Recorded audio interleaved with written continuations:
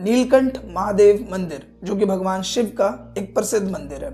ऋषिकेश से लगभग 3500 फीट की ऊंचाई पर स्थित ये मंदिर आदिकाल में हुए समुद्र मंथन का एक हिस्सा है। वही समुद्र मंथन जिसमें देवता और असुरों ने अमृत पाने के लिए एक साथ समुद्र मंथन किया था। अब देखो, जब भी आप ऋषिकेश जाते होंगे तो आपके मन में जरूर आता होगा कि हमें नीलकंठ महादेव मंदिर भी जाना चाहिए, क्योंकि ऋषिकेश से लगभग 32 किलोमीटर की दूरी पर नीलकंठ महादेव मंदिर स्थित है। अब देखो, आज की जनरेशन के बिहाफ पे बात करें या जब भी आप कहीं पे जा रहे होते हैं तो उससे रिलेटेड आपके माइंड में कई सारे डाउट होते हैं, जैसे कि भगवान शिव को नीलकंठ क्यों कहा जाता है। दूसरा, नीलकंठ महादेव मंदिर का इतिहास क्या है, यानी कि ये जो गढ़वाल के पास में ये जो जगह है, यहाँ पर नीलकंठ महादेव मंदिर क्यों स्थित है, इसका क्या कारण है, ये भी मैं आपको इस वीडियो में बताने वाला हूँ। साथ ही अगर आप एज अ टूर गाइड के बिहाफ पे बात करें, क्योंकि हाल ही में मैं नीलकंठ महादेव मंदिर गया था अपने परिवार के साथ में, तो वहाँ पे जाने के लिए आपको क्या प्रोसीजर फॉलो करना चाहिए या क्या चीज़ आपके लिए बेस्ट रहेगी और वहाँ पर आपको किन बातों का ध्यान रखना चाहिए, वो बातें भी मैं आपको इस वीडियो में बताने वाला हूँ। सो ये वीडियो आपके लिए फुल ऑफ इन्फॉर्मेशन होने वाला है, क्योंकि इस वीडियो में नीलकंठ महादेव मंदिर से रिलेटेड मैं आपको कई सारी बातें बताने वाला हूँ। आपसे बस इतनी सी रिक्वेस्ट है कि अगर ये वीडियो आपको इन्फॉर्मेटिव लगे तो प्लीज इस वीडियो को लाइक और शेयर जरूर करें। तो बिना किसी देर के शुरू करते हैं इस वीडियो को। अब सबसे पहले बात करते हैं कि भगवान शिव को नीलकंठ भी क्यों कहा जाता है। देखो, एक बहुत ही इंपॉर्टेंट टर्म है और शायद ये आपने भी सुना होगा, जो कि है समुद्र मंथन। नॉर्मली आपने देखा होगा कि कई सारे जो देवता हैं वो अमर है, जिसमें समुद्र मंथन एक बहुत ही इंपॉर्टेंट टर्म है। अगर आप चाहें तो आप विकिपीडिया पे भी सर्च कर सकते हैं, विष्णु पुराण हो गया, या फिर नॉर्मली आप गूगल पे भी सर्च करोगे तो समुद्र मंथन आपको सुनने को मिलेगा। तो नॉर्मली क्या है, कहा जाता है कि आदिकाल में समुद्र मंथन हुआ था, जिसमें दानव और देवता दोनों ने मिलकर समुद्र मंथन किया।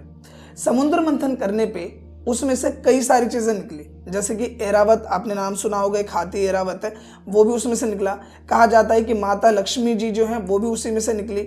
इसके साथ ही कहा जाता है जो कामधेनु गाय है वो भी उसी में से निकली, और साथ ही उसमें से अमृत भी निकला, और उसके साथ एक और चीज निकली जो था हलाहल विष। कहा जाता है कि इस समुद्र मंथन में टोटल 14 रत्न निकले, जिसमें अमृत को छोड़कर 13 और चीजें थी, जिसमें से एक था हलाहल विष, और हलाहल विष ही सबसे पहले निकला। जब हलाहल विष समुद्र मंथन में से निकला तो वो सृष्टि को काफी नुकसान पहुंचा रहा था, और वो इतना ज्यादा नुकसानदेह था कि देवता और असुर दोनों को ही प्रभावित कर रहा था। अब ऐसे में हाहाकार मच गया कि ये जो हलाहल विष है ये सृष्टि को काफी नुकसान पहुंचाएगा, और देवता और जो असुर थे उनको भी काफी ज्यादा प्रभाव डाल रहा था, काफी ज्यादा नुकसान पहुंचा रहा था। तो ऐसे में क्या हुआ, ये सब पहुंचे भगवान शिव के पास, और भगवान शिव ने उस हलाहल विष को ग्रहण कर लिया। अब जब उन्होंने विष ग्रहण किया तो मां आदि शक्ति भी वहीं पे थी, जिन्होंने क्या किया कि भगवान शिव के कंठ पर इस तरीके से हाथ रख दिया, जिससे वो जो विष है ना वो बाहर आया, और ना ही वो भगवान शिव के पेट तक यानी कि अंदर गया, और वो वहीं पे रुक गया उस कंठ पे, जिसके बाद वो जो कंठ का रंग है वो नीला पड़ गया, और तभी से भगवान शिव को नीलकंठ भी कहा जाने लगा। आप देखेंगे भगवान शिव के आपको कई सारे चित्र ऐसे नजर आएंगे जिसमें उनके जो कंठ का रंग है वो आपको नीला नजर आएगा, और जो विष उन्होंने अपने कंठ में ग्रहण किया था उसी की वजह से उन्हें नीलकंठ भगवान भी कहा जाता है। अब यहाँ पे बात करते हैं दूसरे पॉइंट की, कि ये जो समुद्र मंथन हुआ ये किसी एक जगह पे हुआ है, ठीक है, लेकिन अगर हम बात करें नीलकंठ महादेव मंदिर की तो ये ऋषिकेश से लगभग 32 किलोमीटर की दूरी पर या फिर 3500 फीट की ऊंचाई पर स्थित है, और वहां पे तो समुद्र मंथन नहीं हुआ।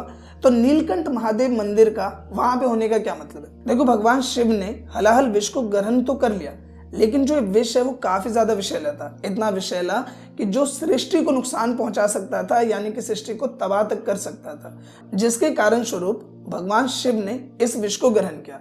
तो भगवान शिव को भी एक पल के लिए इसने व्याकुल किया, जिसके बाद भगवान शिव हिमालय की तरफ चले गए, और वहां पे पहाड़ों के बीच में एक बट वृक्ष, जिसे हम बनियान ट्री या फिर बरगद का पेड़ भी कहते हैं, उसके नीचे बैठकर उन्होंने हजारों वर्ष साधना या तपस्या की, जिससे उस विष का प्रभाव कम हुआ। और वो जो जगह है जहाँ पे उन्होंने साधना की, वो जो वट वृक्ष है जिसके नीचे बैठ के उन्होंने साधना की, ये वही जगह है जहाँ पे आज नीलकंठ महादेव मंदिर है। तो एक्चुअल में जहाँ पे समुद्र मंथन हुआ ये वो जगह नहीं है, ये वो जगह है जहाँ पे समुद्र मंथन के बाद जो विष भगवान शिव ने ग्रहण किया और उसके प्रभाव को कम करने के लिए जहाँ पे उन्होंने साधना की, तपस्या की, उस जगह पे आज नीलकंठ महादेव मंदिर है। तो ये जगह वो है जहाँ पे भगवान शिव ने साधना की थी हजारों वर्षों तक इस विष के प्रभाव को कम करने के लिए, और इसी वजह से इस जगह की इतनी मान्यताएं हैं। अब आई होप कि आपको दो बातें यहाँ क्लियर हो गई होंगी कि भगवान शिव को नीलकंठ क्यों कहा जाता है, और दूसरा कि यहाँ पे नीलकंठ महादेव मंदिर क्यों है। आई होप कि दोनों पॉइंट आपको क्लियर हो होंगे। अब यहाँ पे बात करते हैं कि अगर आप ऋषिकेश गए हैं या फिर आप हरिद्वार गए हैं तो आप नीलकंठ महादेव मंदिर कैसे जा सकते हैं। देखो, सबसे पहले बात करते हैं हरिद्वार की। नॉर्मली जब आप हरिद्वार में ज़्यादातर हर की पौड़ी घाट पे लोग स्नान करने जाते हैं, तो वहाँ से जब आप बस स्टैंड के पास आओगे या फिर जहाँ पे कार पार्किंग होती है, वहाँ पे नॉर्मली आपको बोलेरो वगैरह खड़ी हुई मिलेंगी। तो नॉर्मली वो जो बोलेरो गाड़ियाँ होती हैं वो आपसे 200 रुपये या 250 रुपये चार्ज करेंगी, जिसमें वो आपको ऋषिकेश और नीलकंठ महादेव मंदिर ये दोनों जगह लेके जाएंगे और हरिद्वार ही लाकर आपको वापस छोड़ेंगे। ये काफ़ी अच्छी सर्विस लगी मुझे, क्योंकि जब मैं परिवार के साथ गया था तो मेरे मन में टेंशन था कि यार मैं ऋषिकेश कैसे जाऊंगा सबको लेके, और उसके बाद नीलकंठ महादेव मंदिर कैसे जाऊंगा। तो वो जो गाड़ी है उसके बिहाफ पे मुझे काफ़ी ज़्यादा कंफर्टेबल लगा, और लगभग उन्होंने 200 रुपये लिए मुझसे पर हेड, क्योंकि हम 5 लोग थे तो 5 लोग के बिहाफ पे उन्होंने 200 रुपये ऑन ईच हमसे चार्ज किया। इसी की जगह अगर आप ऋषिकेश से भी गाड़ी पकड़ोगे, ऋषिकेश में भी जहाँ पे नॉर्मली एंट्री पोर्शन होता है राम झूला के पास में, वहाँ पे भी यही बोलेरो उसी रास्ते से जाती है। तो नॉर्मली अगर आप ऋषिकेश में भी और जो राम झूला जहाँ पे है आप वहाँ पे नॉर्मली मेन रोड पे रहोगे तो वहाँ से भी आपको बोलेरो जाते हुए मिल जाएंगे, जो कि लगभग आपसे 100 से 150 रुपये लेंगी नीलकंठ महादेव मंदिर ले जाने के लिए। उसके बाद देखो वहाँ वो आपको लेके जाएंगे। वहाँ जाने के बाद आप प्रसाद चाहो तो बाहर से ले सकते हो, नहीं तो आप प्रसाद अंदर जाके भी ले सकते हो। नॉर्मली आपसे बाहर में ही बोलेंगे आप ये ले लो, वो ले लो, ऐसा ले लो। ज़्यादा कुछ लेने की वहाँ ज़रूरत नहीं है, आपको गंगा जल लेना ज़रूरी होता है, और शिवजी पे चढ़ाने के लिए जो मेन प्रसाद है बस आपको वो लेना ज़रूरी है। ज़्यादा चीज़ों की अगर हम बात करें कि 500 वाली थाली ले लो, 1000 वाली थाली ले लो, तो लेना एक तरीके से व्यर्थ है, वो लेने में आपका कोई भी ज़्यादा फायदा नहीं होने वाला। साथ ही एक चीज़ और ध्यान रखनी है कि आपको बाहर ही बोलेंगे कि आप जूते यहाँ उतार दो, वहाँ उतार दो। उसका कारण इतना सा होता है कि वो आपसे बोलते हैं कि प्रसाद लेने की वजह से। लेकिन मैं आपको बता दूं कि जो मंदिर का एंट्री गेट है उसी के पास में भी आपको जूते रखने की जगह मिल जाएगी। तो आप चाहें तो जूता बाहर भी अपना रख सकते हैं, गाड़ी है आपकी तो गाड़ी में रख के जा सकते हैं, अदरवाइज आप वहाँ पे भी जमा कर सकते हैं। कोई उसका एक्स्ट्रा चार्ज नहीं होता, नॉर्मली आपको जगह मिल जाएगी रखने के लिए। आप बस कहीं से भी प्रसाद ले लो तो आप नॉर्मली वहाँ पे रख सकते हो। इसके साथ ही मंदिर की बात करें तो मंदिर में आपको एक चीज़ का ज़रूर ध्यान रखना है कि अपना फ़ोन संभाल के रखना है, क्योंकि चारों तरफ बंदर रहते हैं, तो आपका जो फ़ोन है वो कभी भी आपके हाथ से जा सकता है। अगर आप फोटोज़ ले रहे हैं या फिर नॉर्मली वीडियो वगैरह बना रहे हैं तो इस बात का आप ज़रूर ध्यान रखो। और दूसरा, चश्मा अगर आप पहन के जा रहे हो तो चश्मा उतार के आप जेब में रख लो, क्योंकि मेरे साथ में 2-3 बंदे और थे और मेरा चश्मा तो बच गया, बट उनके जो चश्मे हैं वो बंदर लेके चले गए थे।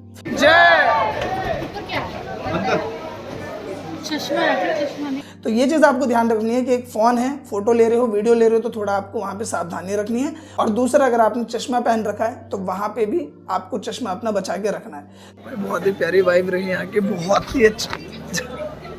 अब मैं गिरते गिरते बच्चा हूँ, तो बहुत ही प्यारी वाइब रही है एंड बहुत ही अच्छा लगा। स्पेशली जो भी आप मेरे सिर पे त्रिशूल का वो देख रहे हैं जो उन्होंने लगाया था, मुझे बहुत अच्छा लगा। यहाँ पे ये भी अच्छा लगा कि काफ़ी सिंपल हैं चीज़ें, मतलब लगता है कि पहले टाइम से जैसा होना चाहिए वैसा है, हद से ज़्यादा डेकोरेटिव नहीं किया है, चीज़ें वैसा नहीं है, तो सिंपल है। कोई पंडित जी वगैरह इन कहते कि भाई ज़बरदस्ती दक्षिणा डालो, ये डालो। तो यहाँ की वाइब मुझे अच्छी लगी। कंपेयर करूँ अगर मैं मनसा देवी या किसी दूसरी जगह से, तो यहाँ का काफ़ी ज़्यादा अच्छा है। इसके साथ ही आपको एक बात का और ध्यान रखना है कि अगर आप अपनी गाड़ी से जा रहे हो तो अलग बात है, और अगर अपनी गाड़ी से जा रहे हो तो भी आपको शाम को 5 बजे तक वहाँ से एग्जिट ले लेना है। 5-6 मैक्स टू मैक्स इतना हो गया, क्योंकि उसके बाद रास्ता जो है वो काफ़ी ज़्यादा आपको अलग पड़ सकता है। दूसरा, अगर आप सवारी के बिहाफ पे आए हो तो आपको गाड़ी मिलने में भी मुश्किल हो सकती है। या तो अगर आप वैसे ही डील अप करके आए हो कि यहाँ हमको लेके जाना है और लेकर वापस आना है, जो कि मैंने आपको बताया 150 या 250 रुपये लेगा लाना ले जाना, तो उस तरीके से आप जा रहे हो तो बेस्ट है। अदरवाइज वैसे जा रहे हो, बाइक पे जा रहे हो या फिर मान लो नॉर्मली गाड़ी वगैरह में जा रहे हो, तो रात में अगर आप उसको अवॉइड करो, लेट नाइट हो गया, तो वो आपके लिए ज़्यादा बेटर है, क्योंकि रास्ते वगैरह पहाड़ी रास्तों के आपको पता ही है, और रात में काफ़ी ज़्यादा डेंजर हो सकता है, क्योंकि हमने खुद वहाँ पे देखा कि एक गाड़ी जो है वो नीचे ब्रिज के नीचे गिरी हुई थी। तो इसलिए आप टाइम से जाएं, टाइम से आए, तो वो आपके लिए ज़्यादा बेहतर है।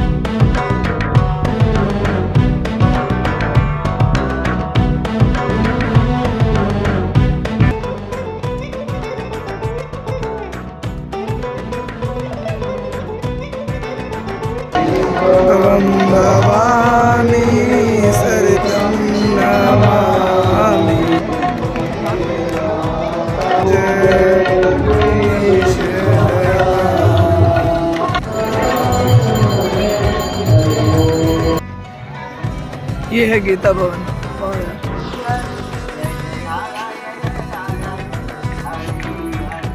ये देखो, ये जानकी झूला का गेट है जहाँ पे माँ सीता और उनके दोनों पुत्र लव कुश आपको नजर आएंगे। और आप देखो क्या एंट्रेंस है इसका, कितना प्यारा है। और यहाँ पे जिस तरीके से पेंट वगैरह किया गया उसे, वो भी काफ़ी ज़्यादा अच्छा लगता है।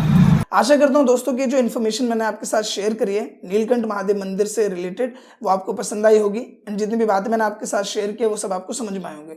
अगर वीडियो आपको अच्छा लगा है तो प्लीज़ इस वीडियो को लाइक करें, शेयर करें, साथ ही कमेंट करके अपना फीडबैक जरूर दें। मिलते हैं नेक्स्ट वीडियो में, तब तक के लिए थैंक यू।